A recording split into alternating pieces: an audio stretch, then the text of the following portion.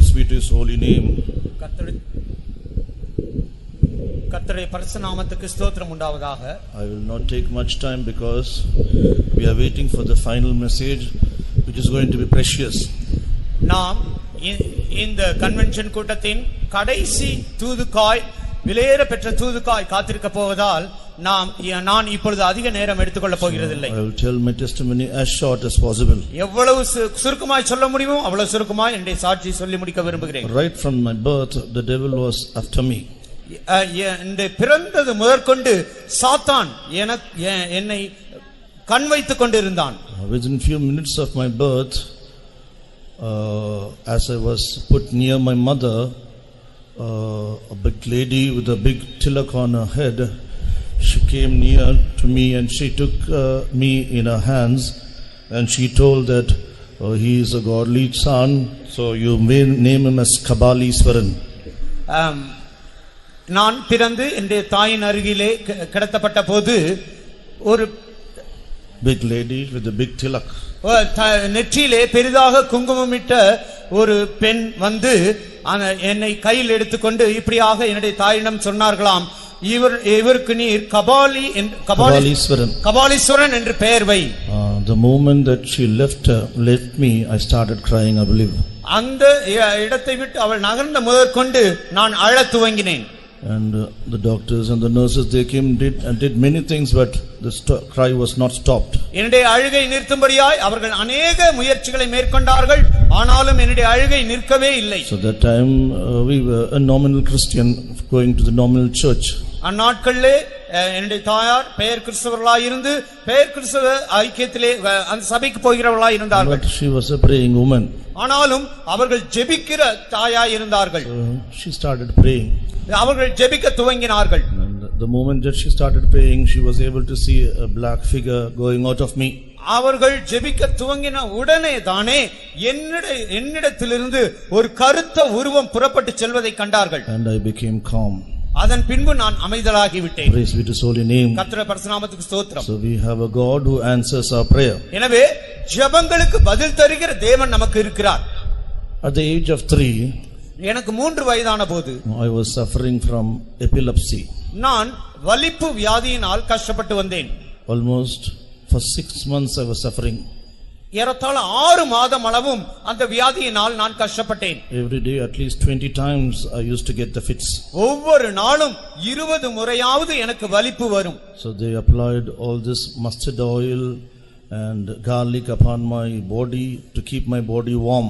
என்னுடைய சரீரத்தை சூடாக வைத்திருப்பதற்காக அவர்கள் கடுகு எண்ணெய் தேர்த்து பார்த்தார்கள், பூண்டு கொடுத்து பார்த்தார்கள். And they took me to all available medical aid or medical attention at the time. அந்த நேரத்தில் இருந்ததான எல்லாவித மருத்துவ உதவிகளும் எனக்கு கிடைக்கும்படியாய் எல்லா இடங்களுக்கும் என்னை கொண்டு சென்றார்கள். So at last the doctors forsook that nothing can take place. அப்பொழுது அந்த மருத்துவர்கள் சொல்லிவிட்டார்கள் ஒன்றும் செய்ய இயலாது என்று. One afternoon I was with my mother at home. That time I lost my life, I can say. ஒரு முறை நான் என்னுடைய தாயின் கரத்திலே இருந்தபோது நான் என்னுடைய ஜீவனை இழந்து விட்டேன் என்று தான் சொல்ல வேண்டும். So for about 3 hours there was no life in me. ஒரு 3 மணி நேரம் வரைக்கும் என்னுடைய சரீரத்தில் உயிரே இல்லை. My body became cold. என்னுடைய சரீரம் குளிர ஆரம்பித்து விட்டது. There was no pulse. அதிலே இரத்த ஓட்டமே இல்லை. There was no pulse. அதிலே நாடி துடிப்பு இல்லை. And there was no even heartbeat. அங்கே இதய துடிப்பும் இல்லை. So I was in this state, but my mother had a hope that I'm not dead. இந்த நிலவரத்தில் நான் காணப்பட்ட போதும் என்னுடைய தாயார் நான் உயிரோடு இருக்கிறேன் என்ற நம்பிக்கையோடு இருந்தார்கள். So at that time the servants of God of our church, they used to visit our house. அந்நேரத்திலே நம்முடைய சபையின் ஊழியக்காரர்கள் எங்கள் வீட்டுக்கு வந்து சந்திப்பதுண்டு. So they had a vision when they were praying in the afternoon, my state, and the faith was very near to our house and they came to our house. எங்கள் வீட்டுக்கு அருகாமையில் தான் விசுவாச வீடு இருந்தது. அன்று மதியம் அவர்கள் ஜெபித்த போது அவர்களுக்கு ஒரு தரிசனம் கிடைத்து எங்கள் வீட்டுக்கு வந்தார்கள். And they came and my mother told my state and they said we will pray. அவர்கள் எங்கள் வீட்டுக்கு வந்தபோது என்னுடைய தாயார் என்னுடைய நிலவரத்தை சொன்னார்கள். அப்பொழுது அவர்கள் சொன்னார்கள் நாம் ஜெபிக்கலாம். And They prayed and my mother said, made a small prayer like this, Lord, if you give life back to him, I am consecrating, dedicating him for the ministry. அப்பொழுது என்னுடைய தாயார் ஒரு சிறிய ஜெபத்தை தான் செய்தார்கள். அவர்கள் சொன்னார்கள், ஆண்டவரே, இந்த என்னுடைய மகனுக்கு ஜீவனை திருப்ப கொடுப்பீர் என்றால் நான் இந்த மகனை உம்முடைய ஊழியம் செய்வதற்காய் அர்ப்பணிக்கிறேன். That was the prayer that she made. அந்த ஜெபம் தான் அவர்கள் செய்தது. Praise be to his holy name. கர்த்தருடைய பரிசுத்த நாமத்துக்கு ஸ்தோத்திரம். Our God is perfect. நம்முடைய தேவன் பரிபூர்ணராயிருக்கிறார். His work is perfect. அவருடைய கிரியை பரிபூர்ணமாயிருக்கிறது. I was able to experience that in my life at the age of 3. அதை என்னுடைய 3வது வயதிலேயே நான் அனுபவிக்க கூடியவனாய் இருந்தேன். So the moment that she prayed like that, life came back to me. Not only that, I got deliverance from that sickness which I was suffering for nearly 6 months. என்னுடைய தாயார் அப்படி ஜெபித்த மாத்திரத்திலே என்னுடைய உயிர் எனக்குள்ளே திரும்ப வந்தது. அது மாத்திரமல்ல, கடந்த 6 மாதங்களாக நான் கஷ்டப்பட்டு கொண்டிருந்த அந்த வலிப்பு வியாதியிலிருந்து கர்த்தர் எனக்கு பரிபூர்ண விடுதலையை தந்தார். And for the past 55 years I have not seen or I have not known I had such a kind of sickness, because God perfectly healed me, and I am experiencing that till today. கர்த்தர் என்னை பரிபூர்ணமாய் சுகமாக்கி விட்டார். கடந்த 55 வருடங்களாக அப்படிப்பட்ட ஒரு வியாதி இருந்ததாக நான் உணரவும் இல்லை. நான் என்னுடைய சரீரத்தில் அப்படி அறிகுறிகளை காணவும் இல்லை. கர்த்தர் அவ்வளவு நேர்த்தியாய் என்னை சுகமாக்கி விட்டார். By that we came into this faith. அதன் மூலமாக நாங்கள் இந்த விசுவாசத்திற்குள்ளாய் வந்தோம். We were brought up from the young age into this faith. நாங்கள் என்னுடைய சிறு வயதிலேயே இந்த விசுவாசத்துக்குள் கொண்டு வரப்பட்டோம். We are 4 brothers. நாங்கள் 4 சகோதரர்கள். I am the third. நான் 3வது. So because I was such a weak person, I was loved by my parents very much. நான் மிகவும் பலவீனமாய் இருந்தபடியினால் என்னுடைய பெற்றோர் என்னை அதிகமாய் நேசித்தார்கள். Praise be to his holy name. கர்த்தருடைய பரிசுத்த நாமத்துக்கு ஸ்தோத்திரம். But yet I drifted away from the Lord. ஆயினும் நான் கர்த்தரை விட்டு விலகிச் செல்கிறவனாய் காணப்பட்டேன். In the meantime, I lost my father when he was just 14 years. நான் 14 வயதாய் இருந்தபோது என்னுடைய தகப்பனாரை இழந்து விட்டேன். He was our breadwinner. அவர்தான் எங்கள் வீட்டுக்கு சம்பாத்தியம் செய்கிறவர். So there was no source of income for us. எனவே அவர் மறைவுக்கு பிறகு எங்களுக்கு வருமானத்துக்கு வழியே இல்லை. 2 years before that, அதற்கு 2 வருடத்துக்கு முன்பதாக my mother was having cancer in her body. என்னுடைய தாயாருக்கு அவருடைய சரீரத்திலே புற்றுநோய், கேன்சர் வியாதி காணப்பட்டது. My mother waited for the healing from the hand of the Lord. என்னுடைய தாயார் கர்த்தரின் கரத்திலிருந்து சுகத்தை பெற்றுக்கொள்ளும்படியாய் காத்திருந்தார்கள். But my father had no faith, such a faith as that of the mother. ஆனால் என்னுடைய தாய்க்கு இருந்தபடியான விசுவாசம் என்னுடைய தகப்பனாருக்கு இல்லாதிருந்தது. So he forced her to the hospital. எனவே அவர் என்னுடைய தாயை ஆஸ்பத்திரிக்கு செல்லும்படியாய் வற்புறுத்தினார். 3 times my mother was taken to the operation theater to be operated. 3 முறை அவர்களுக்கு அறுவை சிகிச்சை செய்யும்படியாக அவர்கள் அந்த அறுவை சிகிச்சை அறைக்குள் கொண்டு செல்லப்பட்டார்கள். 3 times it was not taken place. 3 முறையும் அவர்களுக்கு அறுவை சிகிச்சை செய்ய முடியாத சூழ்நிலை உண்டானது. On the 3rd time my mother told my father, now I obeyed you and came, now I cannot stay anymore in the hospital, take me back to the home. 3வது முறையும் அப்படி சம்பவித்தவுடன் என்னுடைய தாயார் என் தகப்பனிடத்தில் சொன்னார்கள், உங்கள் வார்த்தைக்கு கீழ்ப்படிந்து இத்தனை முறை ஆஸ்பத்திரிக்கு வந்தேன், இப்பொழுது என்னை இங்கிருந்து எடுத்து சென்று விடுங்கள். Praise be to his holy name. கர்த்தருடைய பரிசுத்த நாமத்துக்கு ஸ்தோத்திரம். So she was discharged on her own will, and the doctor said that she can live only for 2 years.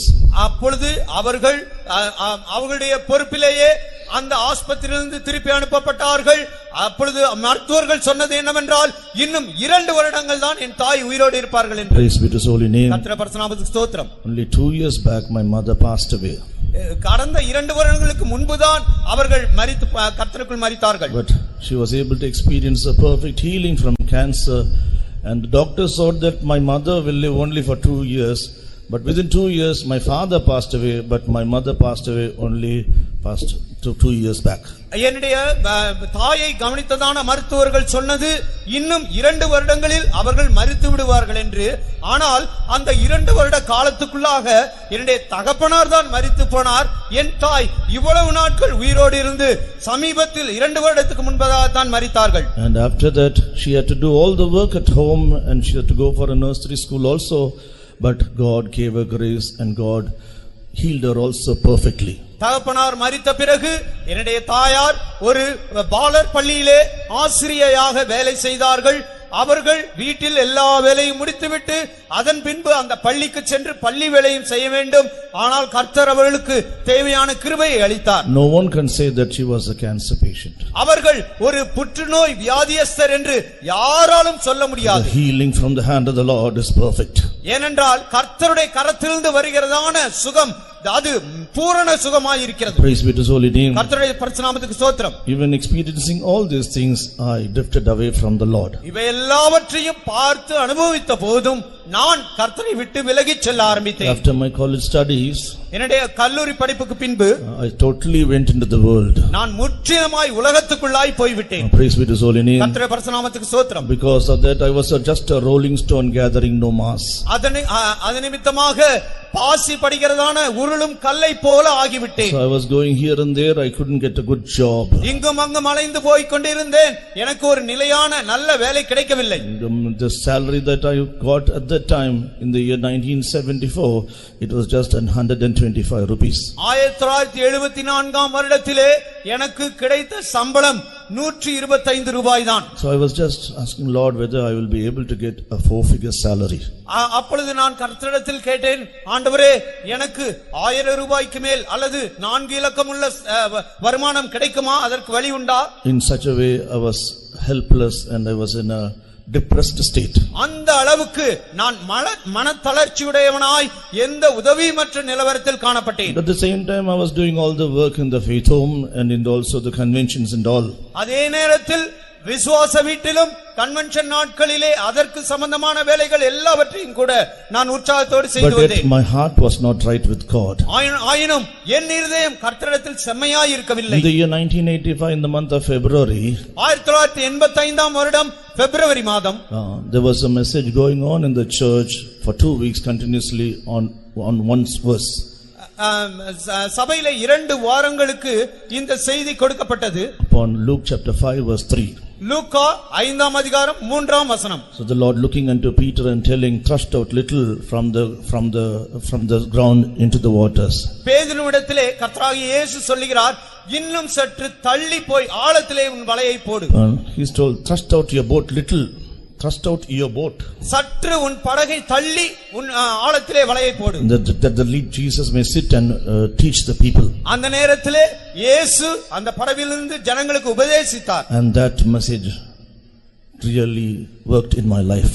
அந்த தேவ செய்தியானது என்னுடைய ஜீவியத்தில் அதிகமாய் கிரியை செய்ய ஆரம்பித்தது. It worked in my life and I surrendered in my life. Lord, I am thrusting out little from this sand, Lord, from this world, Lord, from these things of this world, Lord. அப்பொழுது நான் என்னுடைய ஜீவியத்தை கர்த்தரிடத்தில் அர்ப்பணித்து, ஆண்டவரே இந்த மணலை விட்டு, இந்த உலகத்தை விட்டு, இந்த உலகத்தின் காரியங்களை விட்டு நான் இன்னும் சற்று தள்ளி ஆழமாக உள்ளே போகிறேன். Praise be to His holy name. கர்த்தருக்கு பரிசுத்த நாமத்துக்கு ஸ்தோத்திரம். So when we surrender our life totally unto the Lord takes charge of us and it is so beautiful. நம்முடைய ஜீவியத்தை கர்த்தருக்கு முற்றிலுமாய் அர்ப்பணிக்கும் போது அவர் அதை முற்றிலுமாய் பொறுப்படுத்திக் கொள்கிறார். அது அதற்கு பின்பு ஒரு அருமையான ஜீவியமாய் அமைகிறது. Miraculously, wonderfully, the Lord opened out a way for me that I may go to Gulf country to do work. ஆச்சரியவிதமாய் அற்புதவிதமாய் நான் வளைகுடா நாடுகளுக்கு சென்று வேலை பார்க்கும்படியாக கர்த்தர் எனக்கு வழி திறந்தார். So many people spend many lakhs of rupees to go to the Gulf country. But by the grace of God, because I surrendered my life unto the Lord wonderfully opened out a way that I may get the ticket also, and I didn't even spend even a single naya paisa for the visa.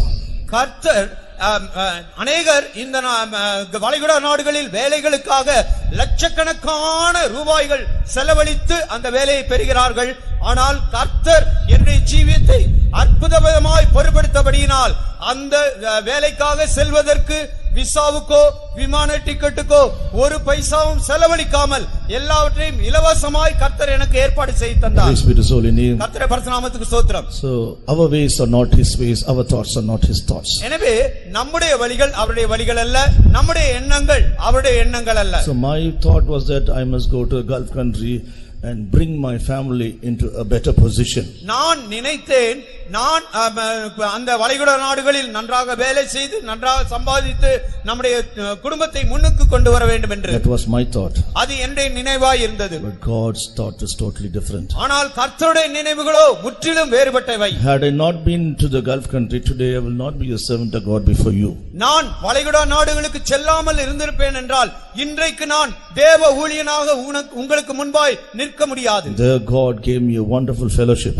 அங்கே கர்த்தர் ஒரு அருமையான ஐக்கியத்தை கர்த்தர் தந்தார். A small group of people, there was no servants of God to lead us. அங்கே சிறு கூட்ட ஜனங்கள் தான் நம்முடைய விசுவாசிகள், அங்கே நடத்துவதற்கு ஊழியக்காரர்கள் கிடையாது. But it was like heaven. ஆனால் அது பரலோகம் போல இருந்தது. There were many restrictions. We cannot raise up a voice. We have to do it everything in a secret way. அங்கே மிகுந்த கட்டுப்பாடுகள் உண்டு. சத்தம் போட முடியாது. எல்லாவற்றையும் நாம் ரகசியமாக தான் செய்ய வேண்டும். We cannot have such an open convention. இப்படி வெளிப்படையான ஒரு கன்வென்ஷன் நடத்த முடியாது. But really we were experiencing heaven there. ஆயினும் நிச்சயமாவே நாங்கள் அங்கே பரலோகத்தை தான் அனுபவித்தோம். In the year 1985 when there in the midst of the believers, God anointed me with the Holy Spirit there. நான் 1985 வருடம் வளைகுடா நாடுகளுக்கு சென்றேன். அங்கே விசுவாசிகள் மத்தியிலே அங்கு போன பிறகு கர்த்தர் எனக்கு அபிஷேகத்தை தந்தார். So the believers there, they were so helpful for me in receiving the Holy Spirit, because they used to come and sit with me and pray. Sometime we will go to the desert place, remote place, need to be anointed by the Holy Spirit. அங்கே இருந்த விசுவாசிகள் நான் பரிசுத்தாவின் அபிஷேகத்தை பெற்றுக்கொள்ளும்படியாக அதிகமாக எனக்கு உதவி செய்தார்கள். மணிக்கணக்கில் என்னோடு இருந்து அவர்கள் ஜெபிப்பார்கள். இன்னும் வறண்ட படைவனமான ஆளிருந்த இடங்களுக்கு நாங்கள் சென்று அங்கே நாங்கள் ஜெபிப்பதுண்டு. என்னோடு கூட இருக்கிறவர்கள் நான் பரிசுத்தாவை பெற்றுக்கொள்ள வேண்டும் என்பதற்காக தங்களுடைய ஜீவியத்தை அர்ப்பணித்து ஜெபிப்பார்கள். Praise be to His holy name. கர்த்தருடைய பரிசுத்த நாமத்துக்கு ஸ்தோத்திரம். The day I was anointed by the Holy Spirit, the Lord confirmed His calling for ministry also. கர்த்தர் என்னை அவருடைய பரிசுத்தாவியினால் அபிஷேகித்த அதே நாளிலே அவர் என்னை ஊழியத்துக்கு அழைத்ததையும் கூட உறுதிப்படுத்தினார். The Lord made me to remember the decision that my mother, a consecration that my mother made in the presence of the Lord. என்னுடைய தாயார் கர்த்தருடைய சமூகத்திலே செய்ததான பொருத்தனையை பிரதிஷ்டையை நினைவு கூறும்படி கர்த்தர் செய்தார். Wonderfully, miraculously, the Lord separated me from there for this glorious ministry in the year 1991. அற்புதவிதமாய் ஆச்சரியமான விதத்திலே கர்த்தர் அங்கிருந்து இந்த கனமான ஊழியத்திற்காய் 1991 வருடத்தில் என்னை வேறு பிரித்தார். Praise be to His holy name. கர்த்தருடைய பரிசுத்த நாமத்துக்கு ஸ்தோத்திரம். Until this day God has kept me in His house. இன்று வரைக்கும் கர்த்தர் அவருடைய வீட்டில் என்னை வைத்து பாதுகாத்திருக்கிறார். God enabled me to experience Him as a savior. அவரை நான் இரட்சகராய் அனுபவிக்க தேவன் கிருபை தந்தார். The Lord enabled me to experience Him as a healer. அவர் என்னுடைய பரிகாரி என்பதை ருசிக்கும்படியாய் எனக்கு உதவி செய்தார். And the Lord is experiencing me to make me to experience Him as the one who can provide all things. கர்த்தர் தேவைகளை எல்லாம் சந்திக்க கூடியவர் என்பதையும் கூட அனுபவிக்க கிருபை தந்தார். There are many more testimonies, but the time is not letting me. I am cutting short now. சொல்ல வேண்டிய अनेक சாட்சிகள் உண்டு, ஆனாலும் நேரம் இல்லாதபடியால் நான் சுருக்கமாக முடிக்கிறேன். So by the grace of God, till this day the Lord is enabling me to be in His house to serve Him. தேவனுடைய கிருபையினால் இந்நாள் வரைக்கும் கர்த்தருடைய வீட்டில் இருக்கவும் அவரை சேவிக்கவும் கிருபை தந்திருக்கிறார். If you are sick, நீங்கள் வியாதியஸ்தராய் if இருந்தால், you believe in the name of Jesus, நீங்கள் இயேசுவின் நாமத்தை விசுவாசிப்பீர்கள் என்றால், this day you will receive healing. இந்த நாளிலே நீங்கள் சுகத்தை பெற்றுக்கொள்வீர்கள். If you are not having any proper job, உங்களுக்கு ஒரு சரியான வேலை இல்லை என்றால், if you surrender your life to Jesus, உங்களுடைய ஜீவிதத்தை இயேசுவுக்கு ஒப்புக்கொடுப்பீர்கள் என்றால், this day God will bless you. இன்றைக்கு கர்த்தர் உங்களை ஆசீர்வதிப்பார். Oh, God will lift you up. கர்த்தர் உங்களை உயர்த்துவார். May the Lord bless us. கர்த்தர் தாமே நம்மை